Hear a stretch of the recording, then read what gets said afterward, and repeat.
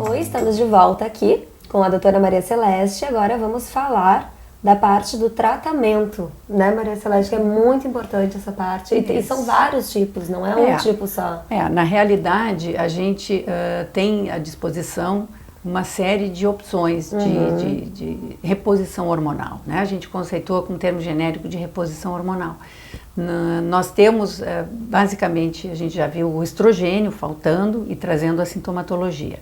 E a gente tem algumas vias diferentes de uso desse hormônio, né? A gente pode utilizar a via clássica, que é a via oral. E da mesma forma a gente pode utilizar outras vias de administração que em algumas situações são preferenciais. Sim. Por exemplo, a gente pode utilizar o hormônio através da pele, através do uso de um gel, que é passado diariamente na pele, uma vez ao dia, ou através de um adesivo, de um PET, né, que é colado na pele, numa região que não fica perceptível. Sim. E que é trocada 2 vezes por semana. Isso seria a reposição do estrogênio. Isso é a reposição do estrogênio, né? Existem esses PETs, existem já com estrogênio e o progestagênio junto, que é a progesterona, não é? O gel tem só o estrogênio.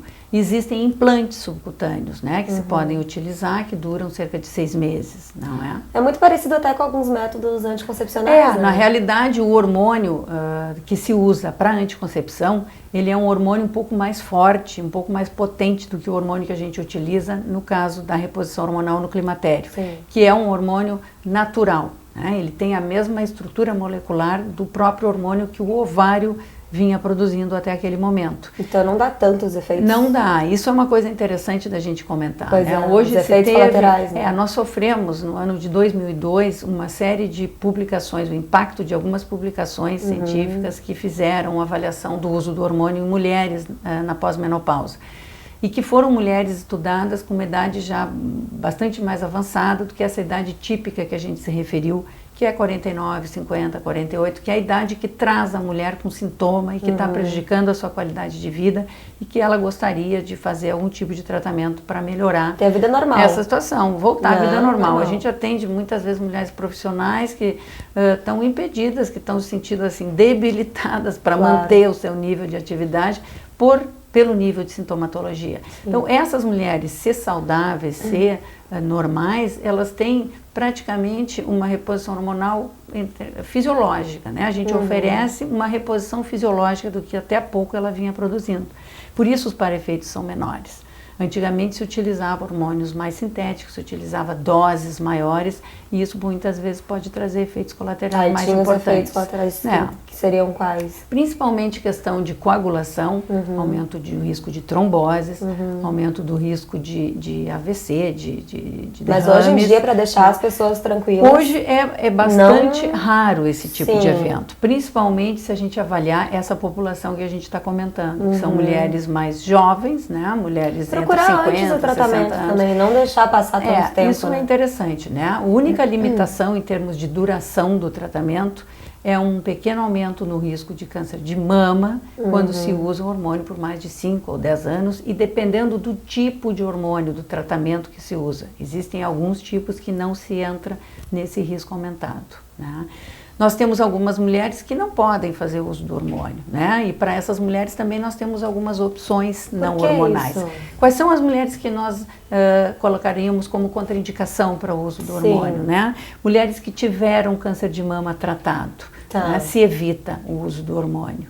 Mulheres que tiveram câncer de endométrio, que é aquela pelezinha interna do útero, também se tem uma contraindicação para fazer uso. Porque se tem classicamente o envolvimento do hormônio numa possibilidade de volta daquele câncer, né? Porque o hormônio poderia ter uma ação negativa, né, contra o tratamento que ela acabou de fazer. Mesmo então, a que gente mantém. a paciente tenha se curado de um câncer de mama há 10 anos. Mesmo, a gente mantém. É bom. Existem casos isolados que se pode fazer uma avaliação individual e se a paciente, no caso, já tentou vários outros tipos de tratamentos alternativos para os sintomas e não está tendo um resultado bom e se conversa e se avalia caso a caso e eventualmente até se pode passar, né, com cuidado sobre essa contraindicação. Mas de maneira geral são contraindicações que se observa, não é? Que se mantém. E outra contraindicação seria uma doença hepática, né? Alterações de função do fígado, né? Vigente, como uma hepatite crônica, uma cirrose, também seriam contraindicações formais. Mas pode existir alguma mulher que não possa de maneira nenhuma usar nenhum tipo de reposição hormonal? Esses casos que a gente acabou de detalhar, como contraindicações, não se usa o hormônio. O que a gente usa? Usa alguns tratamentos alternativos para cada parte de sintomatologia que ela apresenta. Por exemplo, ela tem calorão, a gente tem algumas opções que são testadas, que são seguras e que resolvem, porque existe muita terapia hoje que é apontada como no rádio, às vezes a gente vai ouvir uma propaganda, resolve os problemas da menopausa e tal.